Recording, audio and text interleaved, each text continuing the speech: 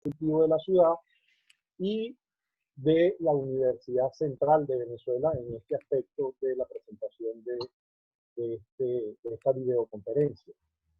Ciertamente yo tengo inquietudes, ¿no?, acerca de quién soy, acerca de cuál es mi papel en este mundo y acerca de dónde vengo y hacia dónde vamos. Entonces ahí nos estamos centrando de lleno en el plano de lo filosófico. Pero quiero dejar claro y sentado que yo no tengo formación académica ninguna desde el punto de vista filosófico. Vamos a abordar este tema desde las ideas del maestro Briceño Guerrero.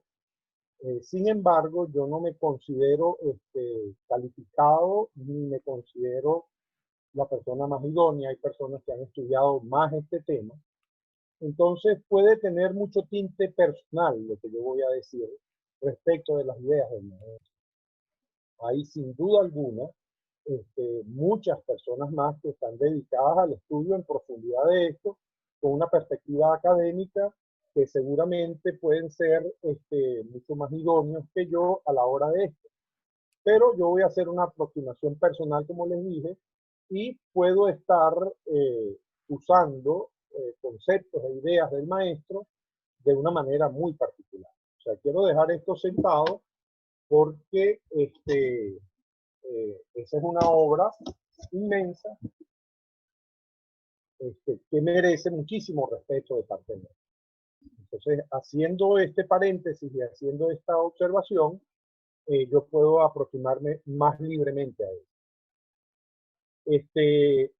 Para abordar este tema que plantea Jairo, de qué somos nosotros y qué somos como venezolanos, antes de llegar a esa categorización de venezolanos, de latinoamericanos, tenemos que irnos a la esencia más pura de lo que somos como seres humanos.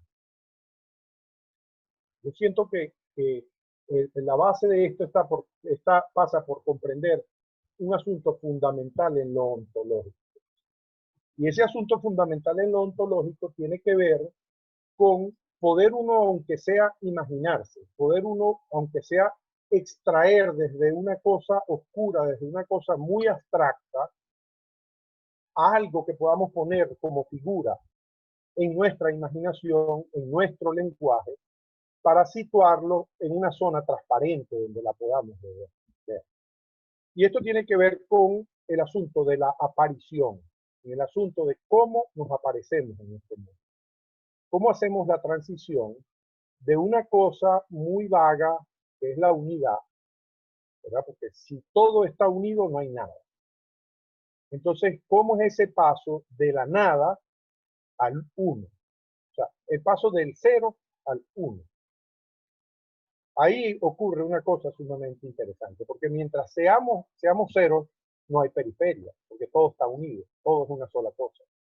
Entonces, ¿cómo es el asunto para que yo sea uno?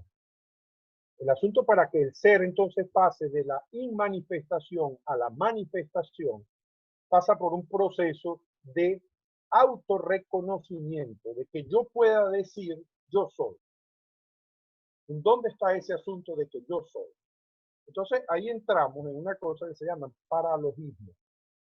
Un paralogismo es una cosa que damos por sentada como verdad sin que sea verdad. O sea, es una mentira involuntaria.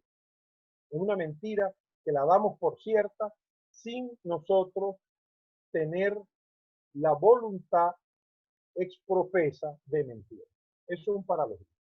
Entonces, el primer paralogismo viene dado en que somos uno solo, en que somos una unidad. ¿De dónde viene esa sensación de que somos uno solo y de que somos una unidad? Viene dada del hecho de la relación de un algo, ¿verdad? Y aquí entramos en un terreno que desde el punto de vista académico pudiera ser nebuloso. Viene dada de la relación de un algo intangible, absolutamente intangible, con el cuerpo. O sea, viene dada en lo que nos da la vida, en lo que nos activa aquí, en el proceso que hace 1, 2, 3, arrancó la vida. digámoslo así, mitológicamente, cielo, tierra, ¿verdad? Urano, Gea, se produjo la vida, porque Urano en la mitología está todo el tiempo pisando a Gea, está todo el tiempo pisando a Gea. Y mientras está pisando a Gea, Gea está generando, es lo que dice el mito. Hasta que Gea se cansa y dice, epa, alguno de los hijos que generamos, pare esto, por favor. Y entonces interviene Cronos y castra a Urano. Ahí se da el proceso entonces de que nosotros quedamos inmersos en la corporeidad. La inmersión en la corporeidad lo primero que nos da es la sensación de forma. La sensación de forma, ¿por qué? Porque el sentido del tacto a través del sistema nervioso hace que nosotros estemos despiertos, ¿verdad? Estemos atentos, estemos conscientes de que somos un cuerpo, que somos una unidad con el cuerpo. Entonces, ya ahí está el primer paralogismo. Somos uno, pero no somos uno, porque si yo puedo identificar que estoy en un cuerpo, ya no soy uno. Entonces, ahí empieza el proceso de toma de conciencia del otro. ¿Quién es el primer otro? Es el cuerpo. Por eso en simbología, si vamos a estudiar los símbolos, vamos a ver que el número 1 es el sol. Pero el número 2, ¿cuál es? Es la luna. ¿Por qué? Porque la luna es el reflejo del sol. Lo mismo pasa con nosotros. El número 1 es ese yo que llegó y se apareció aquí por primera vez. Pero ese yo tiene un número 2 cuando ve a su propio cuerpo.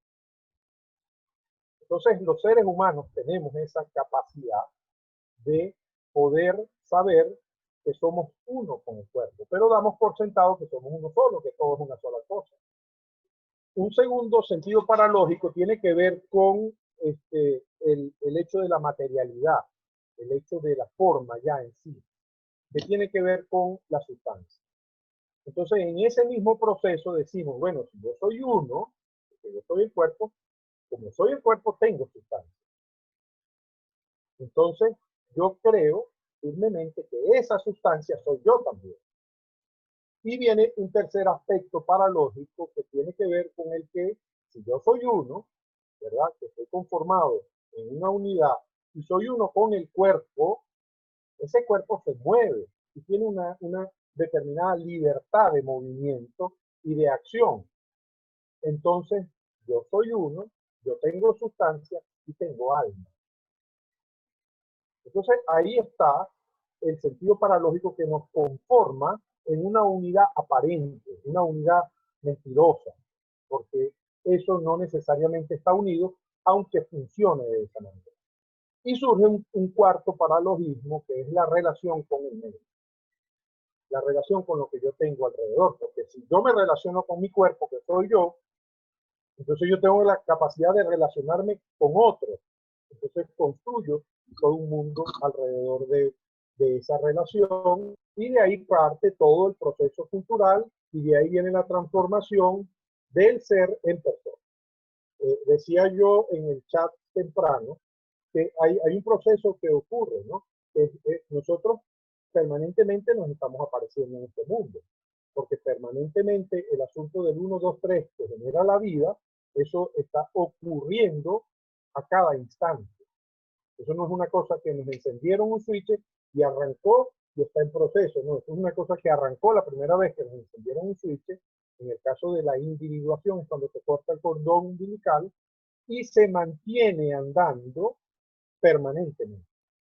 Entonces, ese proceso genera, ¿verdad? Es el paso desde el proceso vital, el proceso sensorial, que lo tenemos en común con todos los animales, con todos los seres vivos, que tienen de alguna manera un aparato sensorial, lo tenemos en común con ellos, pero en el ser humano cambia. En el ser humano cambia en el sentido de que todo ese proceso sensorial a través de juicios se convierte en un proceso sensual, en un proceso de hacer juicios de lo que ocurre a nuestro alrededor. Y todo eso viene dado por el sentido paralógico ese del que estábamos hablando. Si yo soy capaz de hacer un juicio primario sobre mi existencia en este mundo, yo soy capaz entonces de hacer un juicio sobre lo que tengo alrededor. Y justamente de ahí entonces surge lo que se llama filosofía, que es el hecho de poder hacerme grandes preguntas, de poder ubicarme en este mundo y decir, bueno, ¿por qué yo estoy aquí? ¿De dónde vengo? Si yo estoy aquí, ocupo un espacio y un tiempo, y soy afectado por ese espacio y ese tiempo, y soy capaz de ver accidentes y de hacer una síntesis sobre los accidentes que veo, ¿verdad? Yo puedo plantearme entonces de dónde vengo y para dónde voy. Entonces ahí comienza el asunto de ubicarse uno en este asunto, ¿no? De pararme yo y decir, bueno, ¿quién soy yo? Yo soy venezolano, ok, pero ¿cómo es eso de que yo soy venezolano? ¿Por qué yo soy venezolano? ¿Qué me hace a mí venezolano? Entonces, bueno, ahí entramos ya en el asunto de empezar a ver cómo estoy yo ubicado ante lo que tengo a mi alrededor y estoy ubicado ante mi posición en el mundo. Entonces, dicho esto como preparatorio, yo no sé, Jairo, te quería preguntar si podemos dejar que haya alguna pregunta al respecto en este punto o continuamos adelante con lo que yo estoy tratando de exponer. Enrique, yo creo que vamos a continuar y luego para el próximo cierre, bueno, observamos qué preguntas hay. De todas maneras, hay unas preguntas ya formuladas, pendientes, debido precisamente al mismo planteamiento del tema. Pero sigue adelante, Enrique. Ok, Excelente. porque es que yo te pregunto, porque yo quedamos en que iba a contestar preguntas que estuvieran por escrito, pero yo no las veo. No sé si es que no hay. Todavía no tenemos alguna pregunta. Todavía no tenemos preguntas, Ok, Enrique, ok, pero ok. vamos Eso adelante. fue lo que me confundió. Tranquilo. Eso fue lo que me confundió. Entonces, si surge alguna pregunta por escrito, por favor, señálenla para abordarla, ¿no? A ver si puedo abordarla, porque de repente no puedo. Son temas tan escabrosos que de repente hay una pregunta tan interesante que es mejor dejar la pregunta viva y no matarla. Decía el maestro que uno cuando respondía a una pregunta cometía un crimen enorme, enorme el crimen, que le mataba la pregunta al otro, le mataba la posibilidad de dar una respuesta propia a esa pregunta. Eso es una cosa enorme. Bueno, continúo. Entonces, nosotros como venezolanos tenemos que pensar en esto. ¿Qué es Venezuela?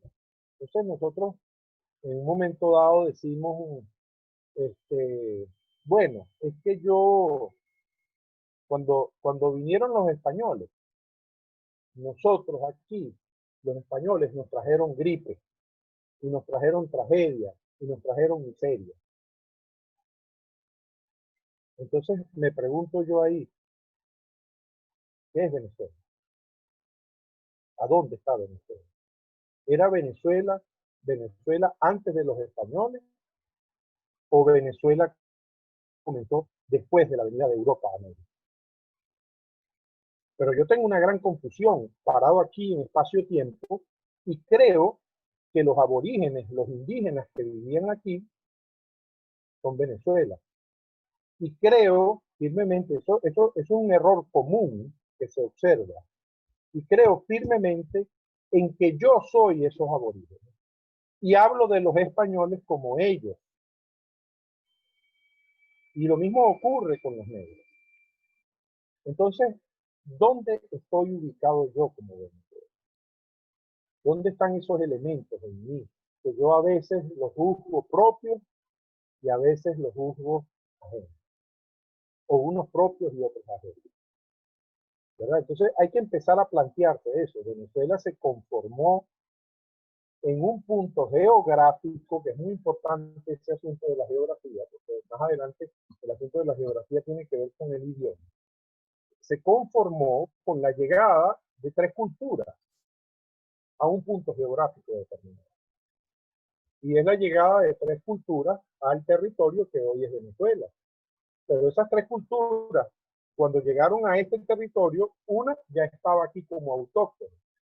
y hablaba ciento y pico de lenguas o dialectos en el territorio de lo que hoy es Venezuela. O sea, había una concepción del universo muy amplia y muy diferente de un lugar a otro en el territorio de lo que hoy es Venezuela. Entonces, está una cultura aquí y llega una cultura poderosa desde fuera, que es la cultura europea. Y esta cultura europea empieza un proceso de unificación, de crear una sola estructura cultural para expresar lo que vaya a darse en ese determinado territorio. Entonces, ya ahí hay dos factores interactuando y posteriormente la cultura europea entonces llegó y trajo otra cultura igualmente diversa como la que había autóctona aquí en una emigración pasiva. ¿Pasiva por qué? Porque no querían venir, ellos los trajeron a juro, los trajeron a golpe y los pusieron aquí. Entonces Venezuela se conforma de la vertiente de tres culturas muy disímiles unas de otras y dos de ellas muy disímiles entre ellas mismas. O sea, esas dos corrientes, la aborigen, la indígena y la negra, eran dos corrientes con muchas vertientes diferentes entre unas y otras. Eso crea una gran dificultad, que es el proceso de síntesis en un nuevo ser que se está apareciendo en un medio geográfico distinto, porque el medio geográfico era distinto para los europeos y para los negros, aunque era el mismo medio geográfico para los autóctonos, los autóctonos pierden y no prevalecen como cultura. Entonces su cultura queda descabezada y se impone la europea, que comienza un proceso de generación, de traslado de su cultura de Europa a América en medio de un ambiente distinto y en medio de una gente muy distinta. Entonces imagínense ustedes cómo eso va cimentando y va creando el nuevo ser. Entonces, ese nuevo ser se crea en base a cuatro principios que son inherentes a cualquier proceso cultural. Cada una de esas culturas tiene esos cuatro principios presentes, que son el principio racional, que es el principio de cómo tomamos el mundo con la razón, con la cabeza. El principio espiritual, que tiene que ver de cómo nos acomodamos ante la gran pregunta que formulé yo al principio, que nosotros en parte como europeos nos las planteamos desde el punto de vista filosófico, porque esa filosofía es griega, pero es una cosa que es inherente a cualquier ser humano, preguntarse de dónde vengo y para dónde voy. Entonces, la respuesta a ese de dónde vengo y para dónde voy es necesariamente el principio espiritual. O sea, la construcción en cultura de cómo justifico yo una cosa que no sé.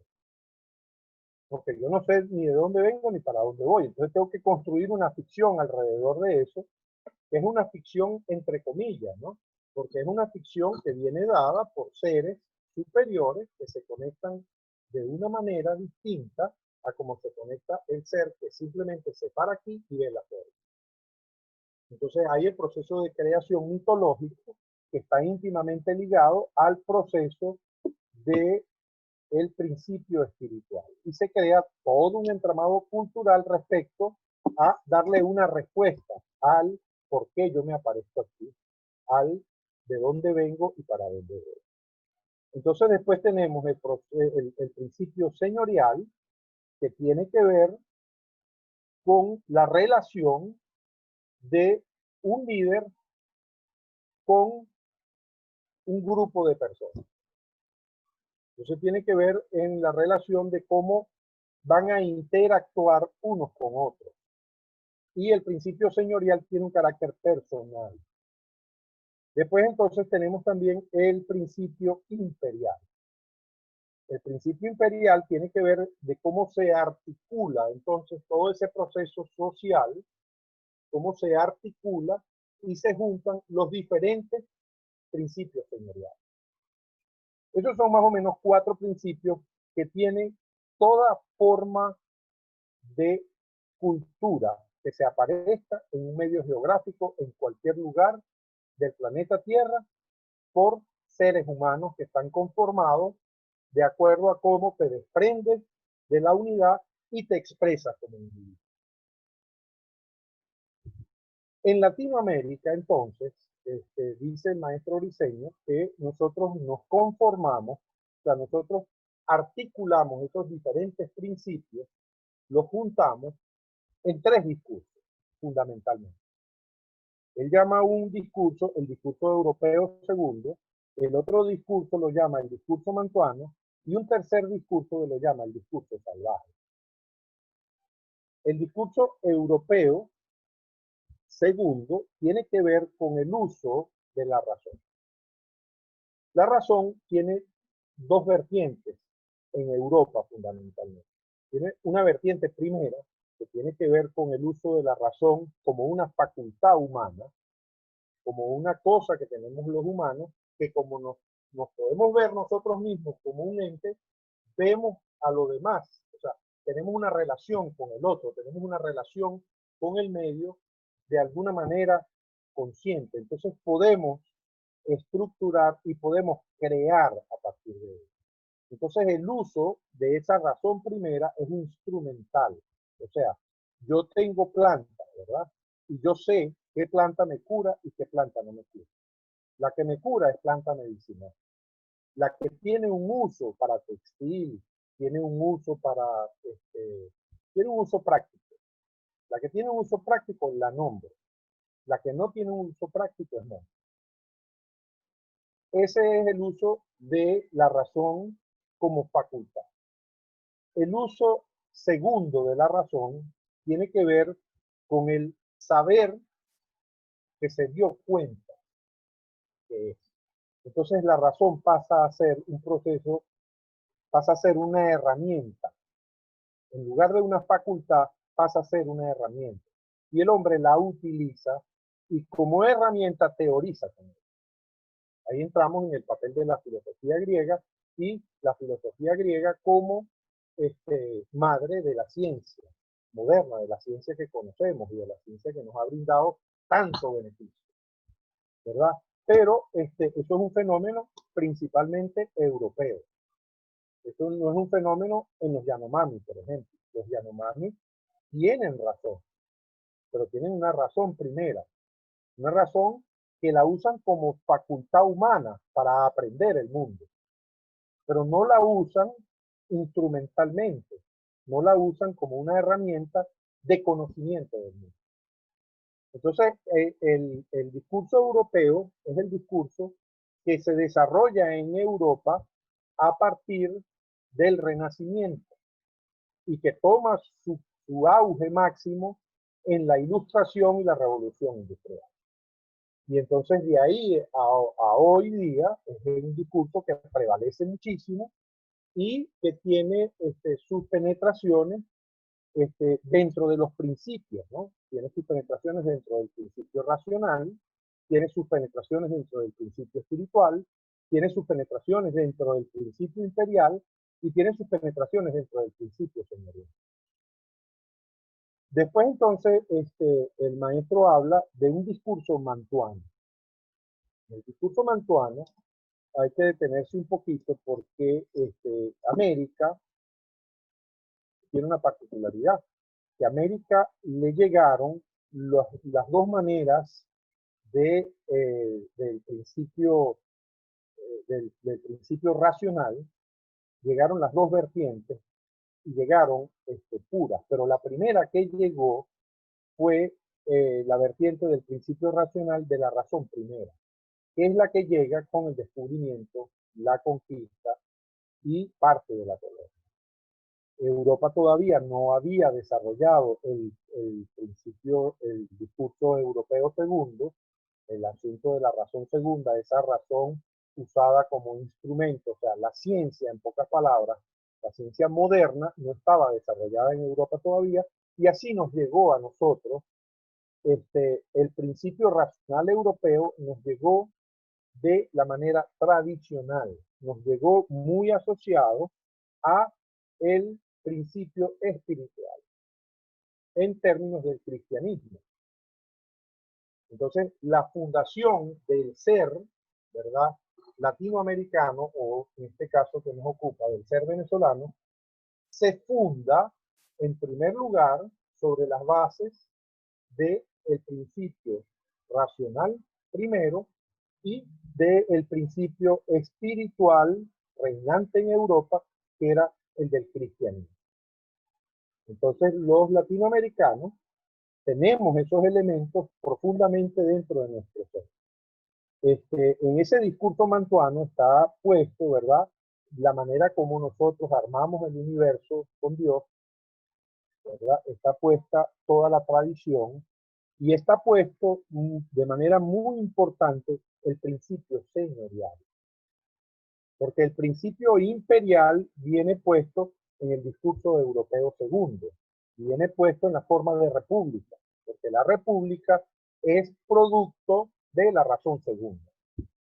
Entonces, el discurso mantuano es una plataforma que tiene visos de tradición y visos de la espiritualidad cristiana pre-ilustración, pre-revolución francesa, pre-proceso republicano, pre-proceso de vulgarización de las élites.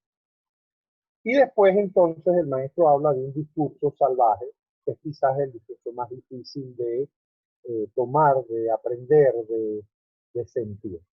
Pero lo tenemos ahora. En el discurso salvaje se ubica la derrota. Se ubican, y lo dice él expresamente, las razas derrotadas. Lo dice Cecil por ahí en la presentación que hizo ayer.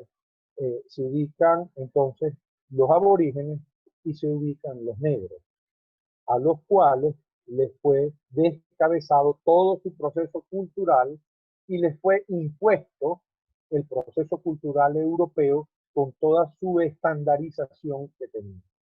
Entonces les fue impuesto una manera de creer en Dios, una manera de ver a Dios, les fue impuesto un lenguaje ajeno a la geografía donde estaban, porque el castellano, si bien es descriptivo, ¿verdad?, describe una geografía muy distinta de la que se ve en Venezuela. Entonces, la zona transparente de la que yo hablaba, donde se aparece este nuevo ser venezolano, tiene elementos geográficos, tiene elementos de aparición frente a él, tiene elementos de fenómeno muy distintos de los que habían en Castilla. Nosotros aquí no tenemos estaciones, no tenemos el frío que tienen los castellanos, por ejemplo, por decir una cosa. Entonces ya ahí hay una cosa bastante importante de tomar en cuenta con la formación de la lengua, que nos impusieron una lengua al nuevo ser. Entonces el nuevo ser está compuesto de una cantidad de elementos disímiles donde todavía no hay una síntesis. Entonces la conversación de ayer con respecto al tamunangue es interesantísima, porque el tamunangue pasa a ser una expresión de orden artístico que brinda una respuesta a una falta de identidad y a una falta de síntesis. Pero el ser se revuelca porque existe y se expresa a pesar de un cepo poderoso que le imponía el principio espiritual, pero lo tomó y lo transforma y se expresa. En esa expresión hay mucha importancia porque desde esa expresión que está ocurriendo es donde están los elementos autóctonos de la identidad del ser venezolano. Yo creo que por aquí ya vamos. Jairo, ¿me escucha? Perfectamente, Enrique, perfectamente. Yo creo que podemos abrir un poco la participación, porque veo a Cecil ahí como cuando están los caballos en el aparato de partida del hipódromo.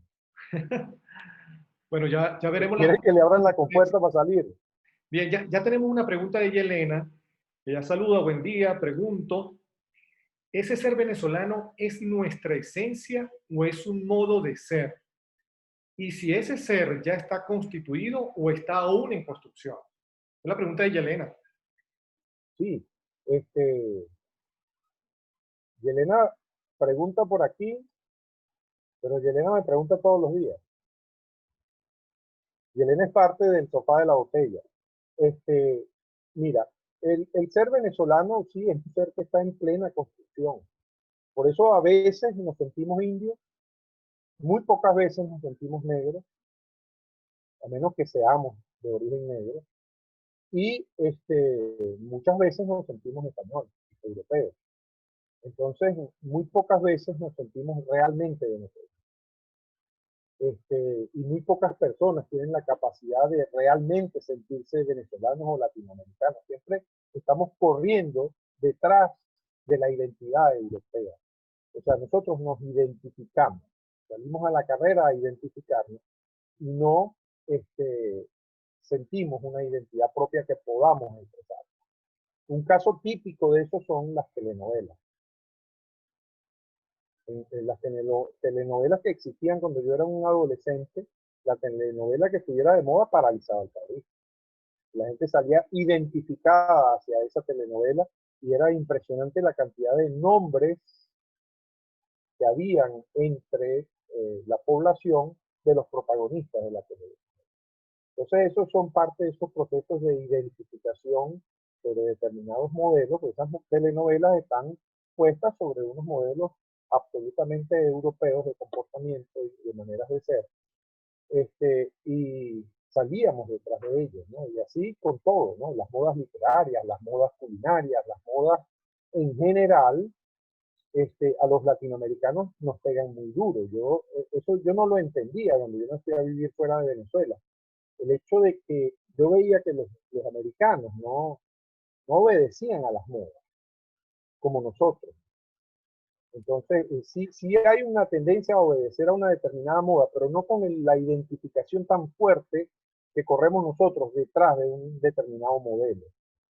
Eso obedece a que nuestro ser todavía está en plena construcción, está en pleno proceso de síntesis y todavía no tenemos nosotros la identidad que pueda tener un japonés, por ejemplo. Enrique, tú nos has hablado de los tres discursos, ¿no? Que es una tesis del maestro Briceño Guerrero. Ahora te pregunto a ti, de acuerdo con las lecturas que has hecho, ya sé que has advertido que no vas a hacer una interpretación académica del maestro, y porque supuestamente no estás en capacidad, nosotros creemos lo contrario. Pero bueno, mi pregunta es, aparte de esos tres discursos, ¿hay otros discursos que habitan al ser venezolano? Y la segunda pregunta, ¿cómo es la relación entre esos tres discursos? ¿Es una relación armoniosa? ¿Es una relación conflictiva? Me gustaría que nos hablara de eso, Enrique, por favor. Ok, contestándote tu primera pregunta, yo creo que en esos tres discursos está más o menos dibujado, ¿no? Lo que es el ser venezolano. Lo que puede hacer diferencias es cuál de los tres discursos se expresa más en nosotros. Si nosotros tenemos una excelente formación universitaria y tendemos entonces hacia la pragmaticidad de la racionalidad, prevalece en nosotros el discurso europeo segundo. Y los otros dos discursos quedan ahí. Como no hay una síntesis sólida, hay una diversidad de maneras de expresarlo. Si somos unas personas muy religiosas, muy apegadas a la tradición, muy asentadas dentro de lo que es los linajes familiares, entonces nosotros tenemos una fuerte influencia del discurso mantuano. Pero el discurso salvaje, entonces es aquellos que no están incluidos, que sienten una opresión, que sienten una queja, están en una burla permanente de las cosas. Los que expresan eso con más fuerza prevalece en ellos el discurso salvaje. Pero los tres discursos nos conforman y siempre van a estar ahí haciéndonos, o sea, haciéndonos ser de manera contradictoria. Como ninguno de ellos prevalece como tal, triunfa como tal, en lo colectivo, en el país, entonces el país no logra una identidad, no logra encauzarse a través de uno de esos discursos y encauzar así todas sus inquietudes como cultura, todas sus expresiones como cultura a través de una identidad sólida. No sé si eso responde a lo que tú me querías Muy bien. Hablaban, Sí, sí. algo interesante. Antes, Cristóbal, dame un chancecito, ya te voy a dar la palabra porque Cristóbal quiere formularle otras preguntas a Enrique. Pero como estamos en un espacio que es el espacio Aula Ciudad, que pertenece a un grupo de estudio, del cual forma parte la Universidad Central a través de Cristóbal, que es el grupo de estudio del derecho a la ciudad, que por aquí nos acompaña también el profesor Emilio Urbina, experto en derecho urbanístico y en derecho a la ciudad, que ya lo hemos tenido nosotros en el espacio. Pero como decía que este es Aula Ciudad y estamos vinculados al Consejo Consultivo de la Ciudad, donde pensamos la ciudad, Enrique, es inevitable preguntarte, ¿cómo ves tú ese ser venezolano relacionándose o viviendo en la ciudad, en lo urbano, compartiendo con el patrimonio edificado, con el espacio público, con el arte, con la cultura, vinculándose con la calle? ¿Cómo es esa relación de ese ser venezolano, Enrique? Fíjate, Jairo, tú planteas una cosa muy interesante. Yo, en los últimos años, quizás en los últimos 8 años, he estado tratando de hacer un contacto con el campo venezolano, con el área rural venezolana. Entonces, me he dado cuenta de lo siguiente. Uno puede creer que el proceso de modernización y de modernidad, y eso me he dado cuenta porque yo estoy tratando de observar el asunto gastronómico, de ir viendo nuestras raíces gastronómicas, sobre todo a través del maíz, ¿no? Que es uno de los elementos fundamentales, uno de los elementos fundacionales de nuestra gastronomía. Yo observo lo siguiente, el proceso de modernidad es asincrónico. El proceso del arribo de la modernidad a América es América Latina. Es absolutamente asincrónico. Entonces, en la ciudad, y es asincrónico no solamente en América Latina, no solamente es diferente en América Latina al resto del mundo, sino que en América Latina es asincrónico respecto de los diferentes países, porque depende mucho de la riqueza de cada país. O sea, y el ingreso al proceso de estandarización moderna, al proceso de lo que se llama globalización, es absolutamente asincrónico. Entonces, dentro de los países, también es asincrónico respecto del campo y la ciudad. La ciudad penetra dentro de la vorágine moderna antes que el campo. En el campo, estos discursos, ¿verdad?, con sus principios, quedan conformados de manera distinta a como quedan dentro de la ciudad. Entonces, ahí viene la diferencia que hay entre la gente que habita en un barrio y la gente que habita en un pueblo. La gente que habita en un pueblo tiene menos discurso salvaje y tiene más discurso montuano. La gente que habita en un barrio tiene mucho discurso salvaje.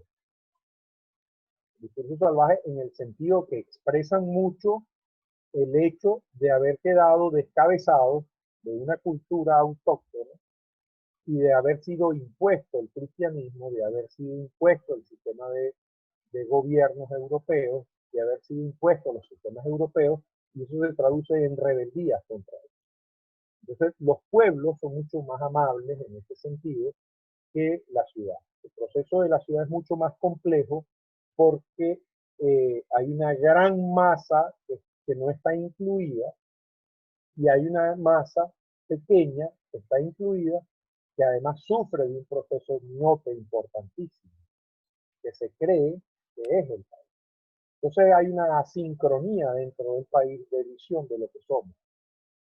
Entonces los que tenemos medios para hacer distintas cosas planificadas al estilo europeo segundo, al estilo de la razón europea segunda, creemos que el resto del país es así. Y tratamos de hacer las cosas así con la mejor intención del mundo y eso no tiene reflejo en este país. Eso lo dice el maestro muy bien dicho en su discurso que pronunció en el Palacio de las Academias en ocasión del bicentenario del natalicio de Bolívar. Y el maestro dice una cosa así como esta: yo estoy seguro que Bolívar no es el padre de la patria, porque Venezuela no es una patria.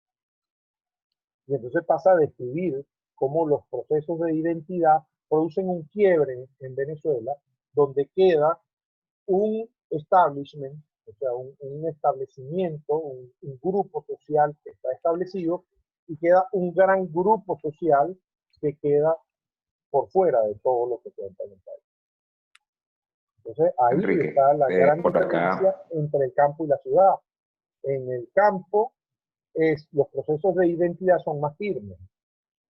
En la ciudad los procesos de identidad están un poco más globalizados, pero la discordia que hay entre los tres discursos no permite que se asiente ninguno de ellos.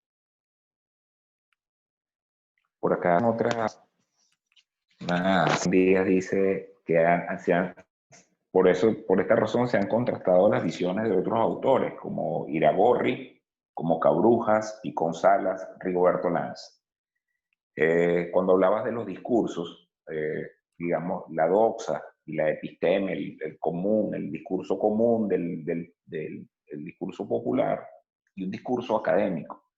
Y hablabas algo interesante que también vienes mencionando que tiene que ver con la modernidad y la posmodernidad. O sea que sería interesante que nos conversara sobre eso.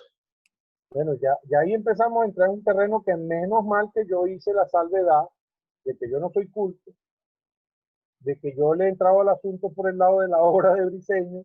Entonces, si me nombran a Mario Briceño Iragorri, yo tengo que confesarle que no he leído nada de Mario Briceño Iragorri. Yo me confieso un ignorante y que lo que sé de Mario Briceño Iragorri es que hay un liceo aquí cerquita de mi casa que se llama así. Entonces quedo atado de manos para poder generar una dialéctica con ustedes respecto de lo que haya dicho Cabruja y Rigoberto Lanz ni siquiera se cumple. Y con Salas también lo sé por nombrado, pero yo quedo minusválido en el momento en que empezamos entonces a meternos en una discusión a la cual yo no estoy facultado para darles respuesta porque no los conozco. Enrique, ya hay una Muy bien, pregunta. pero bueno, o sea, que esto le daremos respuesta en otro foro porque tenemos la intención y la visión, o sea, de Nance Rivera reformó la academia, o sea, una de los planteamientos. Igualmente, Lisandro Alvarado o cualquiera de nuestros grandes intelectuales del país, al igual que el doctor Briceño.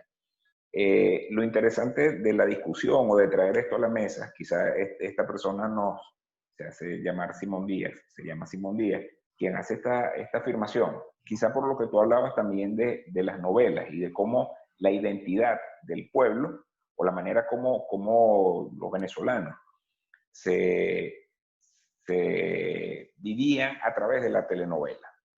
Porque eso ha cambiado, eso, digamos, estas últimas décadas, ya la visión es diferente. Esa visión de la cultura o de los estudios culturales, tomando Europa, nosotros como Europa segunda, Latinoamérica como con su visión y su construcción, y Venezuela con su propia construcción, o sea, pues estamos en construcción. Venezuela no termina, Venezuela cada día hay cambios y cada día la modernidad, la posmodernidad o todos estos elementos que no sabemos, porque tú mencionabas algo interesante, que esos algoritmos 0, 1, 2, o sea, es algorítmico. Esta conversación que tenemos es algorítmica, es un lenguaje, el viejo lo definía como un lenguaje. Entonces, ¿cómo esa modernidad está cambiando? ¿Cómo la estás viendo? Sí, a la vista de eso que tú planteas, Cristóbal, El pensamiento moderno está en crisis. El primero que lo estableció fue Nietzsche. El pensamiento moderno está en crisis porque su principio trascendente dejó de ser trascendente y pasó a ser contingente. O sea, la forma empezó a ser el target, empezó a ser el paradigma de la sociedad. Entonces, la modernidad está sustentada sobre eso y su falta de espiritualidad, su falta de trascendencia, la está colocando al borde de un colapso y de una crisis enorme. El ser no tiene de dónde agarrarse cuando el asunto es contingente. El ser tiene de dónde agarrarse cuando el asunto es trascendente, pero cuando es contingente no. Entonces, la modernidad está sufriendo un colapso. A la vista de eso, yo aquí ya esto es una visión muy particular, yo observo dos plataformas importantes para resolver eso. A las vistas de eso, queda establecido cómo el maestro Briceño coloca a América Latina como la reserva del mundo. Como la reserva del mundo porque entonces América Latina, siendo depositaria de Europa, ¿verdad? Entonces somos depositarios del origen de todo el desarrollo tecnológico de América. O sea, podemos abstractamente conformar los procesos de la ciencia dentro de nuestro ser. Podemos abstractamente conformar, nuestro ser está capacitado para hacer una reconstrucción del proceso filosófico europeo. También somos depositarios de los principios tradicionales de europeos que ya Europa los perdió, porque ya en Europa prácticamente no hay cristianismo. Ya en Europa prácticamente el discurso sectorial no existe. O sea, en Europa tú no eres una persona, en Europa tú eres un número. Y cuando hablo de Europa hablo de los Estados Unidos también. Tú eres un número en Internet.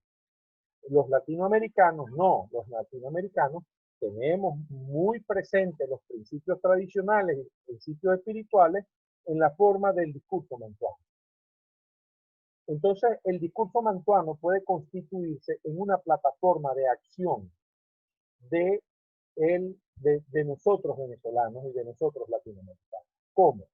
Bueno, ahí nos ubicamos en nuestras creencias espirituales, porque los latinoamericanos en general, aunque no creamos en Dios, creemos en Dios. Yo conozco de gente que se dice que no cree en Dios, que no va para la iglesia, que no va a misa y que no atiende nada de eso, porque es una cosa que le enseñaron en su clase y no tiene nada que ver con eso. Pero cuando pasan frente a una iglesia, automáticamente se persignan, y no solo es que se persignen, sino que se sienten protegidos porque se persignan. Entonces ahí yace en nosotros una cosa interesante de comunicación verdadera con principios trascendentes. Yo cito mucho un ejemplo muy claro de esto. Yo soy aficionado al ciclismo.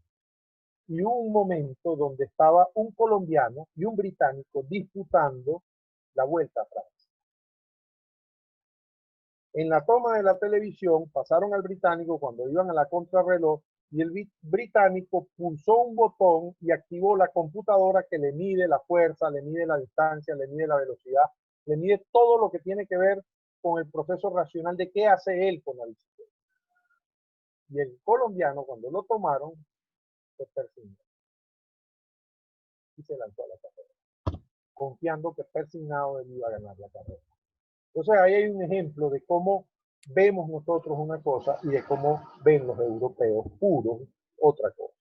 Entonces, esa capacidad que tenemos los venezolanos y los latinoamericanos de confiar en un principio superior nos faculta para poder hacer cosas distintas. Pero entonces tenemos ahí el discurso salvaje que nos pesa muchísimo porque nos sabotea. Entonces, si nosotros nos ubicamos en esa plataforma del discurso mantuano que contiene los principios del discurso señorial, que es el discurso donde la persona cuenta, donde el trato personal cuenta, porque eso es lo que es el Señor. El Señor lo que hace es que establece una protección en su égida fundamentada en el conocimiento personal. Él es uno entre pares, ¿verdad?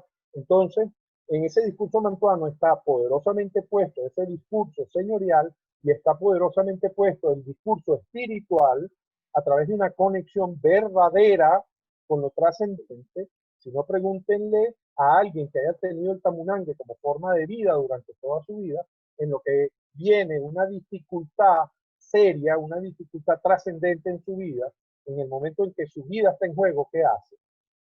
Paga una promesa con un tamunangue.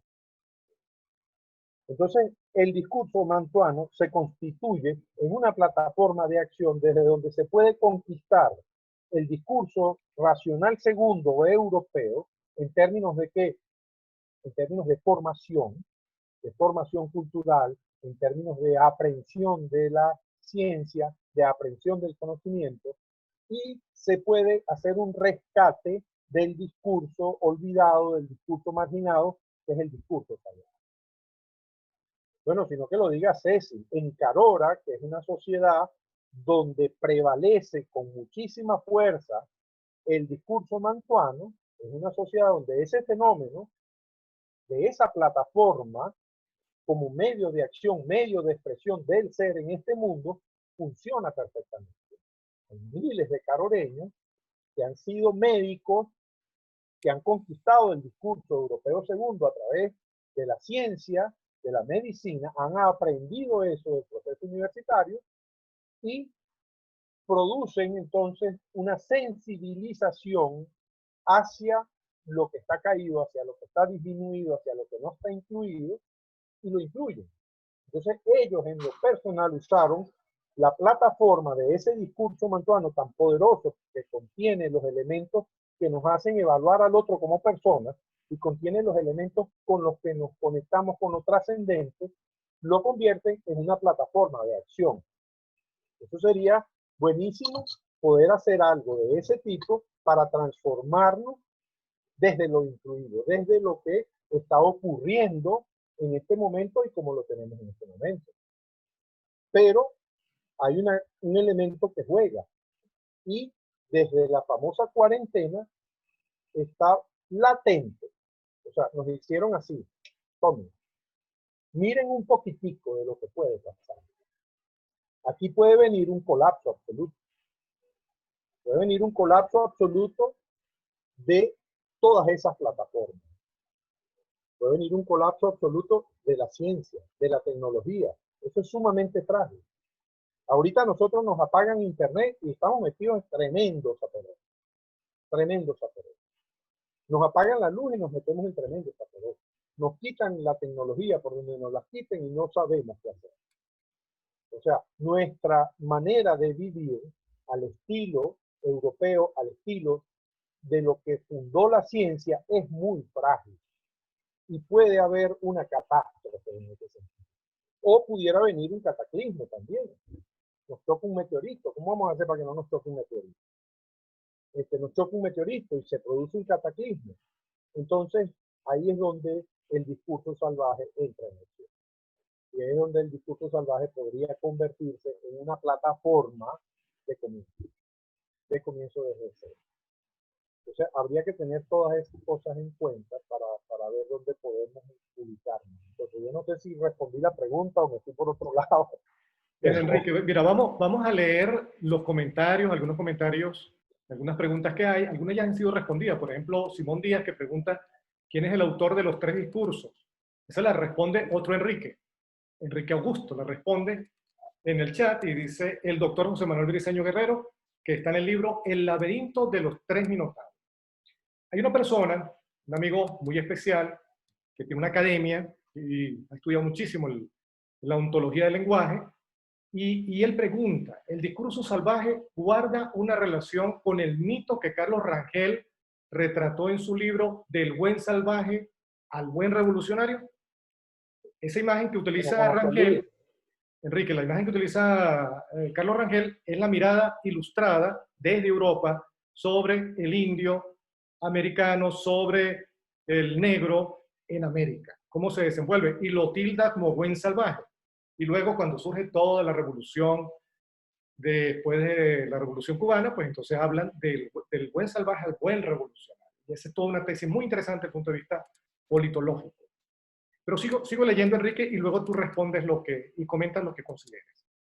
Simón Díaz vuelve a intervenir y dice, a partir de ello han encontrado tal visión con la de otros autores, Briceño Iragorri, Cabruja, que ya lo había leído Cristóbal. Esteban Reyes de la Academia dice, eso también lo vemos en el béisbol, solo los latinos se persignan antes de tomar un turno al bate o cuando ingresa el pitcher. Eso es un comentario que hace Esteban Reyes. Diego, existe una obra del sociólogo Alejandro Moreno llamado Familia Popular Venezolana y tiene que ver con este ser venezolano. Refuerza este tema que estamos compartiendo. Ayuda a este autoconocimiento que se plantea al principio. Excelente, dice Diego. ¿Tiene algún comentario? Hay otros comentarios y algunas preguntas más en el chat. Enrique, te las leo y luego tú ves qué responde. Adelante, Jairo, adelante. Y bueno. María Magda, cuando hablamos de los otros discursos, es decir, distinguimos aquí el discurso salvaje, el discurso mantuano, el discurso ilustrado. Y María Magda dice, Jairo, hay otros discursos que nos habitan, los de las culturas europeas que vinieron en política de inmigración selectiva y ahora las que traerán a su regreso los venezolanos de la diáspora. Puede ser, podrían constituir otros discursos o algunas manifestaciones de los discursos, de esos tres discursos bien estudiados por el doctor Briceño. Esteban insiste con el tema del buen salvaje de Carlos Rangel. Luego Liana dice, Enrique, en ese ser venezolano, ¿cómo explicarías el espíritu de aguante que estamos demostrando ante la grave crisis económica y social que estamos viviendo? ¿Cómo, sabiendo del hambre, la enfermedad, la pobreza y la falta de libertad, nos sentimos sin salida? Pregunta Liana, comenta Liana. Muy interesante, dice Isa, pero tengo que ausentarme. Bueno, chao Isa. Enrique, adelante. ¿Qué comentario que puedes voy a tomar lo último que dijiste, de cómo tenemos esa capacidad de aguante. Yo creo que esa capacidad de aguante nos viene dada en buena parte por el discurso salvaje. El discurso salvaje nos permite una burla sobre nosotros mismos. Nos permite poder ver cosas como ajenas. Entonces, tomar distancia de lo que está pasando ayuda mucho en eso de poder soportarlo, ¿no? De poder cargar la múcula, ¿no? Que es bastante pesada y bastante difícil. Pero yo creo que el pueblo venezolano está dando una demostración de aguante que difícilmente otro pueblo tenga.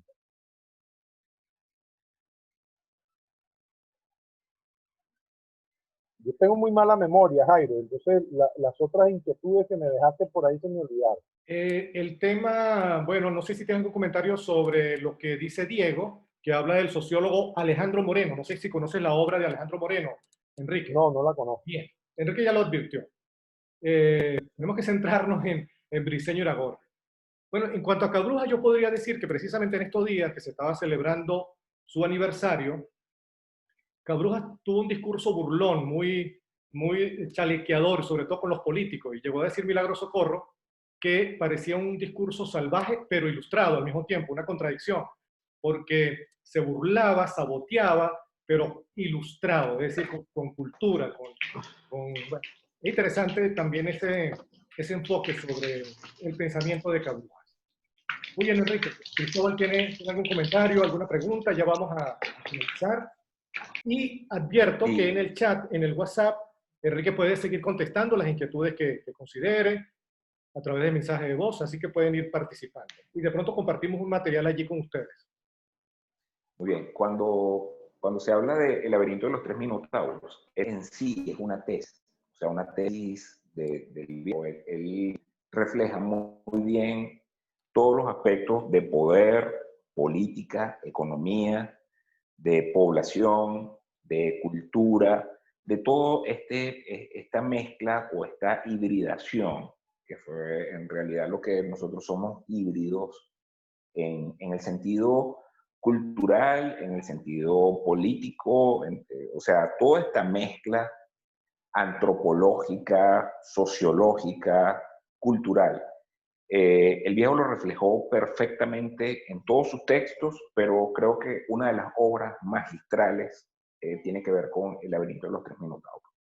La primera vez bueno, cuando conocí a Enrique, hace más de 20 años, uno de los primeros libros que me presentó y de lo que me habló y hablarme del viejo y conocerlo, que fue como un enganche hacia otro mundo, o sea, a otro nivel de conciencia y de búsqueda ontológica, de la cual agradezco a Enrique, a Cecil, a Juan Carlos, a Rafael, a este grupo que arrancó esta iniciativa más que académica, más que científica, porque tiene ciencia, tiene academia, aunque Enrique dice que no, él es un académico. Para nosotros un maestro, bueno, además que tiene tenedor de oro, ¿no? O sea, un maestro charcutero que sabe comer y sabe preparar comida. Pero además de esa comida, ese alimento del espíritu, a través de la filosofía, a través de estas enseñanzas del maestro Briceño Guerrero, que ha ido sistematizando, estudiando, divulgando, porque esto que estamos haciendo hoy es una manera también de divulgar el pensamiento del maestro Briceño Guerrero y la importancia de su obra para Latinoamérica, no solo para Venezuela, porque nosotros, claro, Venezuela tiene una magia, tiene una esencia que nos caracteriza, porque es algo que es muy caribe. Adelante. Voy a acotar algo en lo que estás diciendo ahorita de la diferencia entre Venezuela y el resto de Latinoamérica. ¿Qué pasa con Venezuela? Venezuela es quizás el país más mestizo de América Latina. Es quizás el país donde la mezcla se produjo más exhaustivamente. Entonces eso nos empodera, porque eso nos hace como una página en blanco. Otros países latinoamericanos está perfectamente escrito, muy establecido el discurso europeo segundo o el discurso mantuano. En nosotros el asunto del mestizaje ha sido más parejo. Entonces eso nos convierte como una hoja en blanco, donde muchas cosas pueden ser escritas. Todo va a depender de cómo se pueda conformar en el país una élite que esté consciente de su papel en el mundo, que esté consciente de lo que puede hacer, como lo anunció el maestro en su discurso en el Palacio de las Academias, que se conformen personas que estén conscientes de su condicionamiento cultural y biológico, que conformen núcleos en el país para poder hacer que las condiciones históricas no nos conduzcan sin que nosotros intervengamos en ellas. Porque ¿qué es lo que pasa en el país actualmente? Como no hay ese nivel de conciencia, nosotros somos sujetos de lo que pasa en el mundo. Y nosotros no podemos tomar una determinación de lo que somos. Pero si aquí se conformaran algunas élites, ¿verdad? Que se hagan conscientes de eso, estoy seguro que el rumbo del país cambiaría. Pero es necesario una élite, no una masa. Yo creo que el asunto de la política tiene que ser reconfigurado y deben haber escuelas para masa. Yo no estoy diciendo que no hayan escuelas para masa y que no haya educación masiva, pero tiene que haber una política de formación de élites, de formación elitesca, tiene que haber una política de formación doctrinal, tiene que haber una política de conocimiento profundo del lenguaje, tiene que haber una política que ayude a que se hagan personajes idóneos para la conducción del país.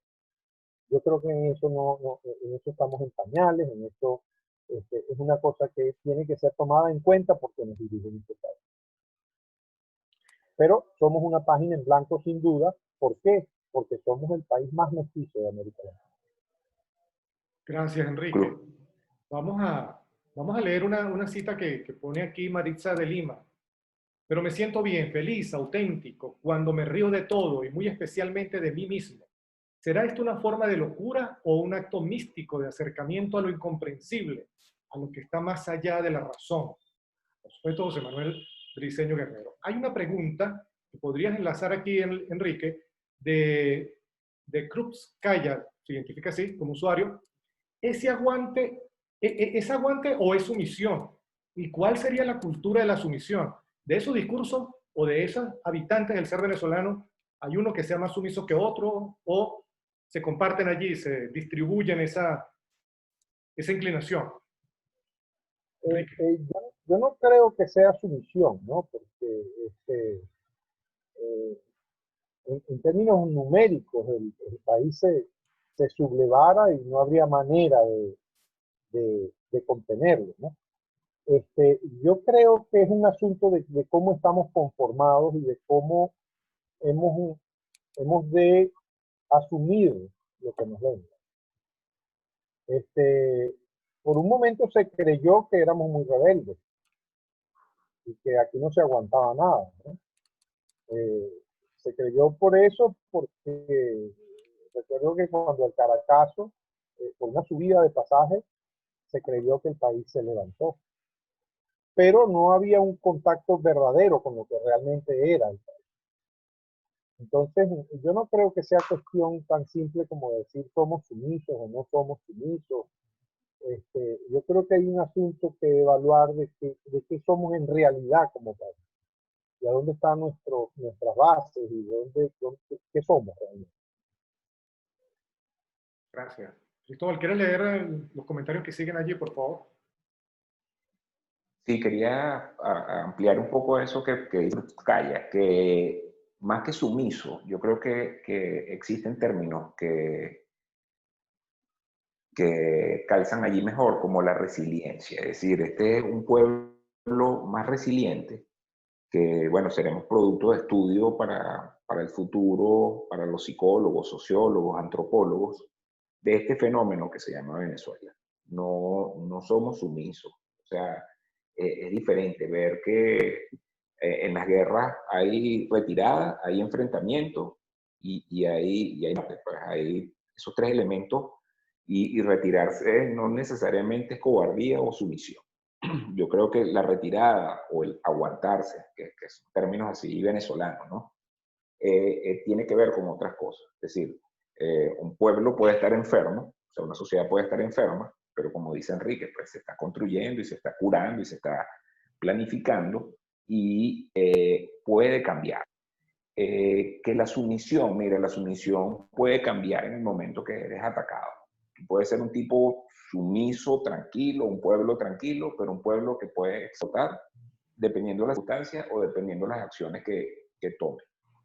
Eso es otro asunto, es un asunto que escapa inclusive del colectivo del punto de vista psíquico, del punto de vista social.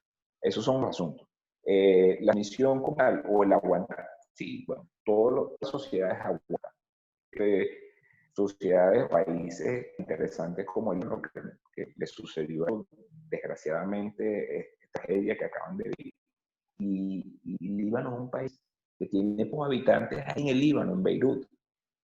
La mayoría de 6 millones están fuera y ahí nada más están 4, o sea, los libaneses. Igual estamos nosotros, los venezolanos están muchos venezolanos afuera. Y de algo interesante, ¿qué va a pasar cuando ellos vuelvan? Ellos tienen su mismo discurso, ellos vienen con un discurso distinto, los que están en Europa, los que están por el resto de Latinoamérica o por Estados Unidos, que Enrique lo define muy bien como otra Europa. Vendrán con su propio discurso venezolano, latinoamericano y reconstruido de otras realidades, o sea, de otras vivencias y otros elementos. Quería Gracias, habilitar Cristóbal. ese Vamos a seguir leyendo algunos comentarios que hay aquí y ya vamos a ir cerrando porque se nos agota el tiempo. Dice Luis, me gustaría que nos diera su opinión del resurgimiento del racismo en Estados Unidos y Europa y cómo ve el racismo en Venezuela, sobre todo del gobierno hacia sus ciudadanos. Enrique. Bueno, el resurgimiento del racismo en los Estados Unidos no me atrevo a hacer una posición al respecto porque no tengo elementos de juicio para eso. Y respecto del gobierno, eso es un asunto coyuntural, o sea, no es un asunto que pudiéramos decir que es que porque este gobierno está haciendo esta determinada cosa, nosotros somos así. Yo creo que lo fundamental es tratar de conocernos, porque en la medida que nos conozcamos, vamos a poder ser capaces de dirigirnos en el devenir. Entonces, yo creo que es más interesante, antes de plantearse si el gobierno está siendo racista o separacionista, o cómo está haciendo, es más interesante plantearse de cómo me planteo yo eso, por qué me planteo yo eso, por qué yo veo eso así. Así he ido yo parándome frente a la vida y les digo que cuando uno se para así, situaciones como la que estamos viviendo en Venezuela, se pueden llegar mucho mejor. Bien, Enrique, tenemos un comentario aquí de Víctor da Silva. Lo leo. Saludos a todos. La situación en Venezuela fue causada por el mismo pueblo venezolano obedeciendo los principios manifestados en el discurso salvaje, la rebeldía y el resentimiento contra lo establecido previamente por esos valores europeos con los que nunca se sintió identificado. Luego de esa destrucción del sistema, es necesario un proceso de reconstrucción. ¿Cuándo comenzará el proceso de creación de un nuevo sistema que está más acorde con la idiosincrasia del venezolano, uno que lo entienda y se adapte a su manera de ser? ¿Qué es necesario para llegar a eso? ¿O es nuestro destino el caos y el desorden? Eso dice Víctor da Silva. Bueno, no, sería muy fatalista pensar que nuestro destino es el caos y el desorden, ¿no? Víctor tiene razón en lo que plantea al principio, pero es un proceso dinámico, y Briceño lo dice, ¿no? Podemos verlo, pero no podemos predecirlo, qué va a pasar. Podemos observarlo, pero no podemos predecir qué va a pasar. Podemos opinar de cómo creemos nosotros que puede ser esto, pero decir, bueno, a partir de este entonces esto va a cambiar por esto, por esto y por esto, no. Una de las salidas que ofrece la observación del maestro Briceño tiene que ver con la expresión a través del arte, que es lo que nos permite a nosotros expresarnos, dado que la lengua se nos hace insuficiente por no ser propia. Entonces, el arte ofrece una salida al ser. La creación artística permite una manera de expresar con identidad, con unidad, con síntesis lo que es. Por eso la reivindicación tan fuerte y tan poderosa que hace el maestro sobre el caminante. Gracias, Enrique. Sigo leyendo aquí de Diego. Interviene otra vez para decir, cuando dice que es necesario la formación de una élite, ¿a qué se refiere específicamente? Lo digo por la carga negativa que tiene esa palabra a nivel social, debido al discurso político, especialmente desde hace 20 años. ¿Un comentario, Enrique? Muy interesante ese planteamiento, ¿no? El asunto de la élite ha sido muy estigmatizado, ¿no? Y ha sido muy visto como negativo. Y es porque a partir de la Segunda Guerra Mundial, lo que ganó fue el proceso de la vulgarización, entendiendo por vulgarización la popularización de todo. O sea, pasando una tabla rasa y ponernos a todos iguales. Entonces, eso es una verdad muy bella, pero es utópica, porque sencillamente no somos iguales. Hay grandes diferencias entre un ser y otro. Entonces, tradicionalmente la humanidad se ha conformado desde élites. O sea, son las élites las más aptas. El hecho de ser élite no es negativo. Lo que pasa es que en ese proceso, que además es un proceso que si se observa en el devenir histórico se ve con claridad cómo hasta Roma llegó la conformación de la élite sólida y de Roma hacia acá comenzó un proceso de desboronamiento, de decadencia de lo élite. Y hoy día hay una concepción de que si eres élite eres un aprovechador. de que si eres élite no eres igual a los demás. También es cierto que si nosotros tomamos como referencia las élites europeas de la Edad Media, ya empezamos a ver que eran élites en decadencia. Y siempre hay un aspecto que en lo personal pudiera ser decadente, pero en lo colectivo, la conformación de unas élites que tengan conocimiento, que sepan doctrina, que tengan conocimiento profundo de lo que es el ser, pueden indudablemente mover las cuerdas de una determinada sociedad diferente.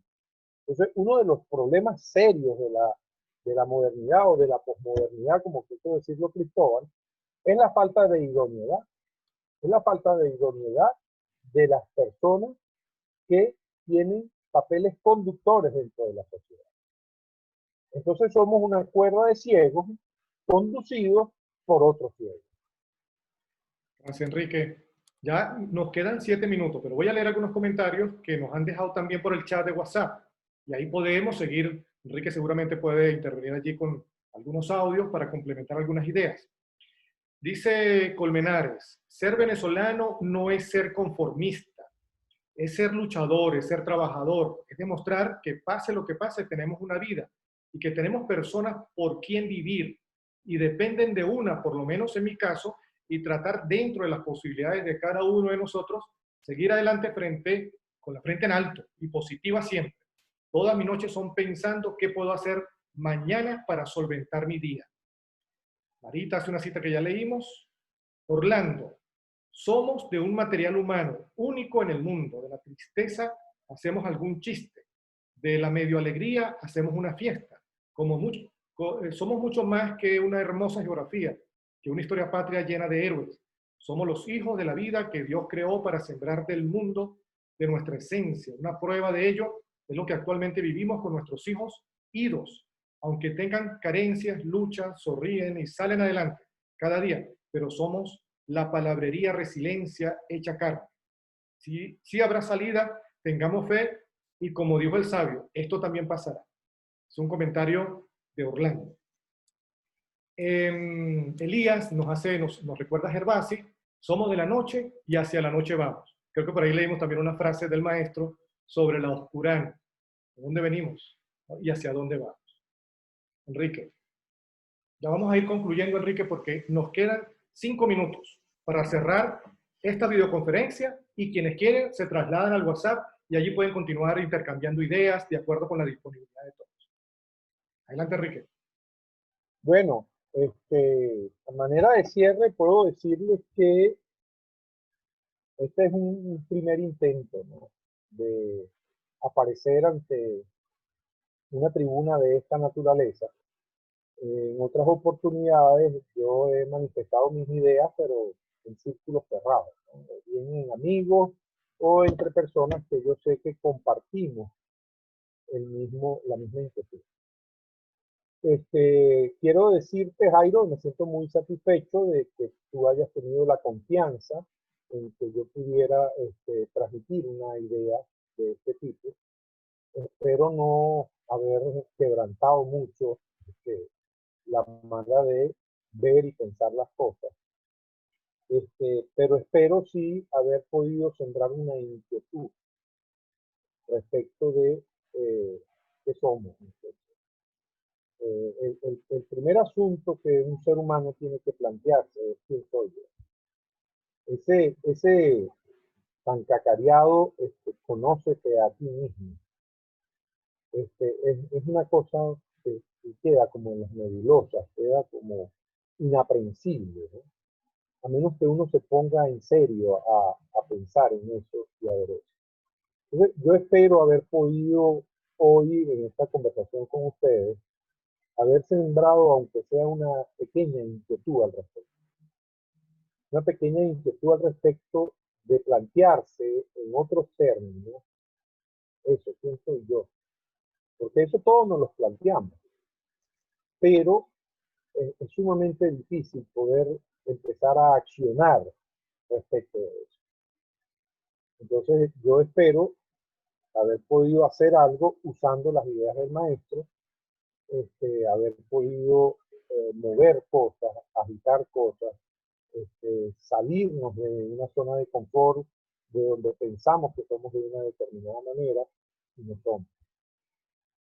Entonces, le agradezco a Jairo, le agradezco a Cristóbal, le agradezco a la Fundación Universitas, al Consejo Consultivo de la Ciudad y a la Universidad Central de Venezuela la oportunidad de haber prestado este espacio para que un no académico inquieto de algunas cosas académicas se expresara aquí a plena libertad. Gracias, Enrique, y agradecemos muchísimo la participación. Tuvimos intermitentemente promedio 40 personas en el público, así que se lanzó la semilla, Enrique. Y son ideas que son muy importantes en este momento del país. Mientras más nos conozcamos, mientras más consigamos soluciones individuales, nos vamos a conectar con las soluciones colectivas, con ese pensamiento colectivo que tanto necesitamos, cuya coherencia necesitamos tanto para el país. Gracias, Enrique. Gracias a todos quienes intervinieron en nombre del Consejo Consultivo de la Ciudad, Aula Ciudad, Universitas Fundación, Proyecto Rocio y la Universidad Central de Venezuela, que tiene su representante aquí, que es Cristóbal. Cristóbal, unas palabras de cierre y dejamos nuestra pantalla que creamos para promocionar este evento, para cerrar así el video, y este video va a estar disponible en YouTube, así que lo vamos a compartir en el chat de WhatsApp para que quienes no pudieron escuchar a Enrique, lo escuchen con calma cuando tengan internet, cuando tengan electricidad. Cristóbal. Muchas gracias, Jairo. Jairo, muchas gracias, Enrique, a todos los participantes de esta videoconferencia. En nombre de la Universidad Central de Venezuela nos complace mucho porque la universidad no es solo academia, no es solo clases. La universidad se compone de docencia, de investigación y de extensión, es decir, esta vinculación con lo no académico, pero que en sí todo es academia, todo es estudio, es comunicación y sobre todo compartir estos saberes que nos ha traído hoy Enrique. Quería también manifestar algo que decía el viejo, que en el futuro el tamunangue sería un arte marcial, no solo un arte marcial, porque tiene música, tiene tradición. Yo creo que la tradición es y el arte es la que nos va a salvar en la humanidad. Así como tenemos a Cruz Diez, tenemos a Soto, tenemos grandes músicos en Venezuela, la poesía, la escritura, la filosofía y todos estos elementos que nos componen. Bueno, además el béisbol, se hablaron del gol, que grandes peloteros, que todo cabe la cultura, el deporte, la política, la religión. Todas estas confluencias de todas estas aguas son las que terminan de construir y armar este rompecabezas. De verdad, muy complacido, Enrique. Muchas gracias por tus palabras, por tu conocimiento, tu humildad al decir que no sabes eso, que no puedes responder esas preguntas, que sabemos que sí las haces y entendemos que eres un hombre humilde y eso te hace grande. Gracias por tus palabras. Y bueno, gracias a todos por esta oportunidad de podernos encontrar. Jairo.